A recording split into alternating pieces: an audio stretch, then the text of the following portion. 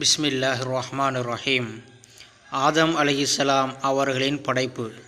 முதல் மனிதரான ஆதம் அலைஹிஸ்ஸலாம் அவர்களின் படைப்பிற்கான மூலப்பொருள் களிமண்.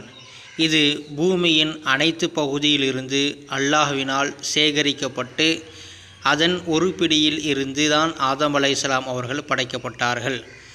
மனிதனின் படைப்பை களிமண்ணிலிருந்து துவக்கினோம். அல் குர்ஆன் 32:7. காய்ந்தால் கண் கண் என்று சத்தம் கொடுக்கக்கூடிய பிசுபிசுப்பான களிமண்ணால் நிச்சயமாக நாமே மனிதனை படைத்தோம்.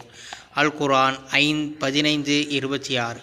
அல்லாஹ் இந்த பூமியின் அனைத்து பகுதியிலிருந்தும் மண்ணை சேகரித்து அதன் ஒரு பிடியிலிருந்து ஆதமை படைத்தான். அதனால்தான் பூமியின் பலதரப்பட்ட தன்மைக்கேற்ப ஆதமின் மக்கள் வந்துள்ளனர்.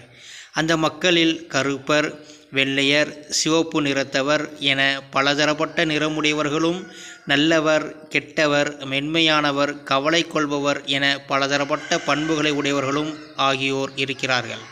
அபு மூசா அஷ்அரி ரலியல்லாஹு அன்ஹு அவர்கள் இந்த ஹதீஸை அறிவிக்கிறார்கள். அஹ்மது போன்ற நூட்களிலே இடம்பெற்றிருக்கிறது.